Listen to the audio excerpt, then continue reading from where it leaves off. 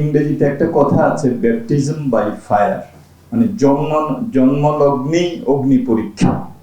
আমার মনে হয় যে এই সরকারের কথা যখন চিন্তা করি আমি, আর 2008 সালের নির্বাচনের পরে যখন আওয়ামী লীগ সরকার প্রথম আসলেন, তখনকার কথা চিন্তা করি, দুইটা একেবারে দুই প্রেক্ষাপট।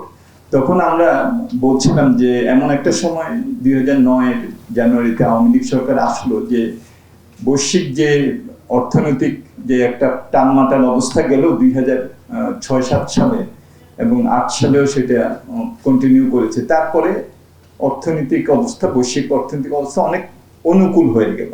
আর এখন যখন এই সরকার যখন এই বছর ক্ষমতা গ্রহণ করলেন, তখন কিন্তু সম্পূর্ণ বিপরীত। তারা এমন একটা সময় আসলেন তিনটা বড় ধরনের অগ্নি পরীক্ষার মধ্যে দিয়ে, আমার মনে হয়।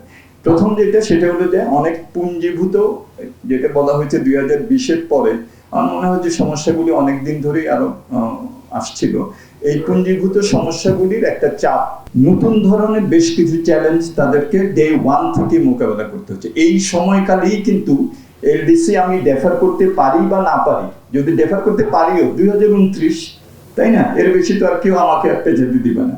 তার মানেটা হলো যে এই সরকার কি এলডিসি উত্তরণের যে চ্যালেঞ্জটা, এটা মোকাবেলা করতে হবে। 2026-এর 24শে নভেম্বর মোকাবেলা করুন, আর 2029-এর 24শে নভেম্বর মোকাবেলা করতে হবে।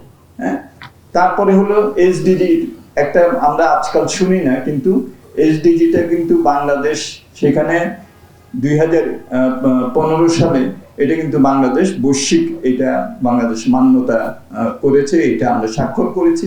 সেই এসডিজিরও কিন্তু শেষ বছর হলো 2030 সাল।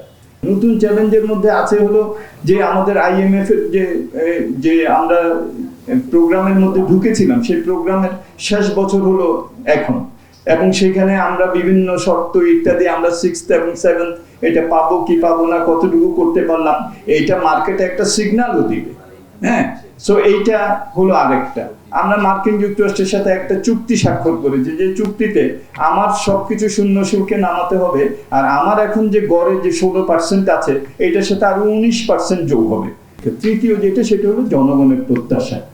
হ্যাঁ, এবং এই জনগণ কেবলমাত্র অর্থনীতি $1 ট্রিলিয়ন চলে যাবে, সেটা ভালো, এবং প্রবৃদ্ধি আমার তাহলে সেখানে 8%-এর কাছাকাছি আমার নিয়ে যেতে হবে, সেটা আমার প্রয়োজন। কিন্তু সেই $1 ট্রিলিয়ন কি একটা অন্তর্ভুক্তিমূলক অর্থনীতি হবে কিনা,